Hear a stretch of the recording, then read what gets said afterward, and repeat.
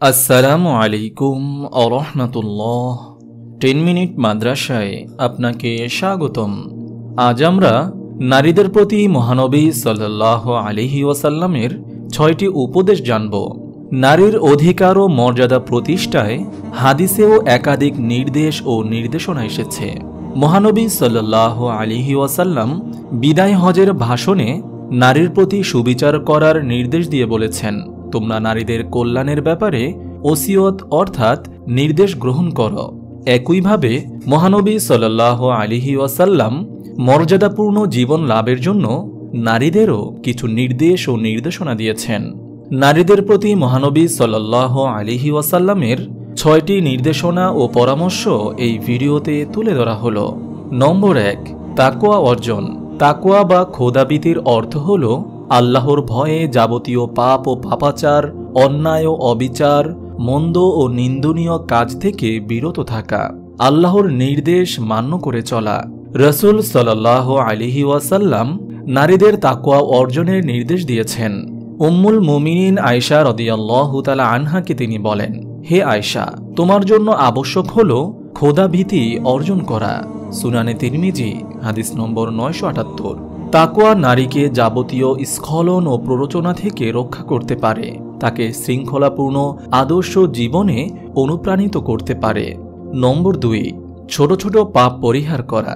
নারী সমাজের অনেকের ভেতর পরচর্চা, পরশ্রীকাতরতা ও হিংসার প্রবণতা দেখা যায়। এছাড়া সময় ও অর্থ অপচয়, টিভি ও সিরিয়ালের মতো অর্থহীন কাজে আসক্তি রয়েছে অনেক নারীর, যা ইহকাল ও পরকালে তাকে ক্ষতিগ্রস্তই করে। অনেক সময় নারীর স্বাভাবিক জীবনযাত্রাকেও ব্যাহত করে। রাসূল সাল্লাল্লাহু আলাইহি ওয়াসাল্লাম নারীদের ছোট ছোট গুনাহ পরিহারের নির্দেশ দিয়েছেন। আয়েশা রাদিয়াল্লাহু তাআলা আনহা থেকে বর্ণিত, তিনি বলেন, রাসূল সাল্লাল্লাহু আলাইহি ওয়াসাল্লাম বলেছেন, হে আয়েশা, আমল বিনষ্টকারী বিষয় অর্থাৎ ছোট গুনাহ থেকে বেঁচে থাকো, কেননা আল্লাহ তাআলা তা প্রত্যাশা করেন।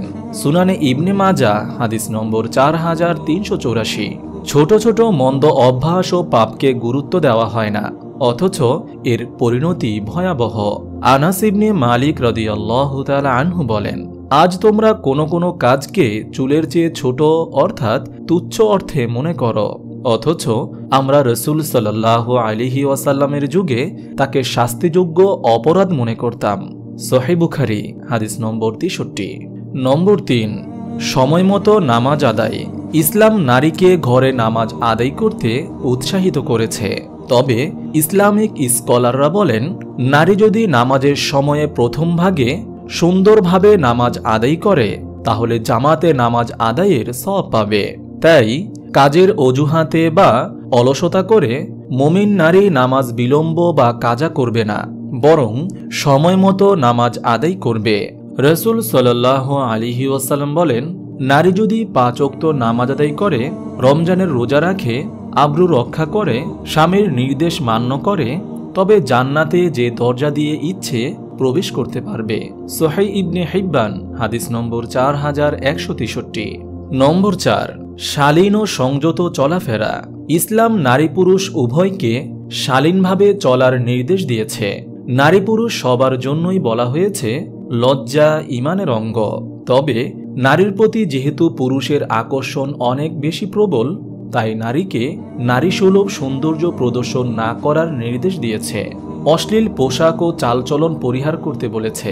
শুধু ইসলাম নয়, পৃথিবীর সব ধর্মই নারীকে শালীন ও সংযত পোশাক পরিধানের নির্দেশ দিয়েছে। পবিত্র কোরআনে ইরশাদ হয়েছে, তোমরা ঘরে অবস্থান করো এবং জাহিলি বর্বর যুগের মতো নিজেদের প্রদর্শন করো না। সূরা আহজাব আয়াত 33। নারীর ঘরের বাইরে যাওয়ার ব্যাপারে ইসলামের নির্দেশনা হলো, সে বিনা প্রয়োজনে বাইরে যাবে না।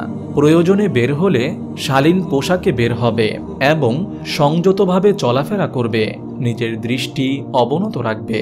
আল্লাহ তাআলা বলেন, মুমিন নারীদের বলে দিন যেন তারা তাদের দৃষ্টি অবনত রাখে এবং লজ্জাস্থান হেফাজত করে। সাধারণত যা প্রকাশ পায় তা ব্যতীত তাদের সৌন্দর্য প্রকাশ না করে। তারা যেন ঘাড় ও বুক মাথার কাপড় দ্বারা ঢেকে রাখে। সূরা নূর আয়াত 30 থেকে 31। নম্বর 5, অল্প তুষ্টি। অল্পে তুষ্টি জীবনে সুখী হওয়ার মূল মন্ত্র। ইসলাম অল্প তুষ্টির শিক্ষা দেয়। ইসলামের শিক্ষা হলো মানুষ তার ভাগ্য উন্নয়নের চেষ্টা করবে, তবে বর্তমান অবস্থার জন্য হতাশ হবে না, বরং তাকে তাকদীর বা আল্লাহর বন্টন ব্যবস্থার অংশ হিসেবে মেনে নেবে। আরও মন্দ অবস্থা থেকে রক্ষা করায় আল্লাহর কৃতজ্ঞতা আদায় করবে। রাসূল সাল্লাল্লাহু আলাইহি ওয়াসাল্লাম জাগতিক বিষয়ে নিম্ন স্তরের দিকে, পরকালীন বিষয়ে উচ্চ স্তরের দিকে তাকিয়ে অনুপ্রাণিত হতে বলেছেন। কিন্তু কোনো নারী সমাজের অন্যদের সঙ্গে তুলনা করে দুঃখ ও হতাশা প্রকাশ করে। অনেক সময় তাদের অন্যায় চাহিদা পূরণের জন্য স্বামী সুদ ঘুষের মতো পাপ কাজে লিপ্ত হয়। ইসলাম এক্ষেত্রে নারীকে ধৈর্যশীল হওয়ার পরামর্শ দিয়েছে। পূর্ববর্তী পূর্ণাত্মা মুসলিম নারীগণ স্বামীদের বলতেন, তোমরা হারাম উপার্জন থেকে বেঁচে থাকো, কেননা আমরা ক্ষুধার যন্ত্রণা সহ্য করতে পারব, কিন্তু জাহান্নামের আগুন সহ্য করতে পারব না। নারীর অল্প তুষ্টির একটি দিক হল সামর্থ্য ও চেষ্টার প্রতি সন্তুষ্টি প্রকাশ করা। মুমিন নারী স্বামীর আন্তরিকতা ও চেষ্টাকে সম্মান করবে, তার প্রতি সন্তোষ প্রকাশ করবে, কেননা রাসূল সাল্লাল্লাহু আলাইহি ওয়াসাল্লাম বলেছেন, আল্লাহ তাআলা সেই নারীর প্রতি রহমতের দৃষ্টি দেন না যে স্বামীর কৃতজ্ঞতা আদায় করে না, অথচ সে তার প্রতি মুখাপেক্ষী। সুনানে নাসাই হাদিস নম্বর 9087। নম্বর 6, পারিবারিক সুখ দুঃখের অংশীদার হওয়া। ইসলাম স্বামী স্ত্রীকে পরস্পরের পোশাক তুল্য বলেছে, যেন তারা পরস্পরের সুখ দুঃখের অংশীদার হয়। স্বামীর সংকটে স্ত্রী, স্ত্রীর সংকটে স্বামী পাশে থাকবে, এটাই ইসলামের নির্দেশনা। এই বৈশিষ্ট্যের কারণেই রাসূল সাল্লাল্লাহু আলাইহি ওয়াসাল্লাম তার প্রথম স্ত্রী খাদিজা রাদিয়াল্লাহু তাআলা আনহাকে মৃত্যুর পরেও অনেক বেশি স্মরণ করতেন। একদিকে বিয়ের পর খাদিজা রাদিয়াল্লাহু তাআলা আনহা নিজের সর্বস্ব রাসূল সাল্লাল্লাহু আলাইহি ওয়াসাল্লামের সেবায় উৎসর্গ করেন, অন্যদিকে আল্লাহর রাসূল সাল্লাল্লাহু আলাইহি ওয়াসাল্লাম তার জীবদ্দশায় কাউকে বিয়ে করেননি।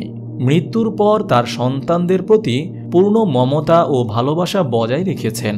এমনকি খাদিজা রাদিয়াল্লাহু তাআলা আনহাকে রাসূল সাল্লাল্লাহু আলাইহি ওয়াসাল্লাম এত বেশি স্মরণ করতেন যে অন্য স্ত্রীরা ঈর্ষাকাতর হতেন। আয়েশা রাদিয়াল্লাহু তাআলা আনহা একবার ঈর্ষা প্রকাশ করলে রাসূল সাল্লাল্লাহু আলাইহি ওয়াসাল্লাম বলেন, মানুষ যখন আমাকে অস্বীকার করেছিল তখন সে আমার প্রতি ঈমান এনেছে। মানুষ যখন আমাকে মিথ্যাবাদী বলেছে তখন সে আমাকে সত্যবাদী বলেছে।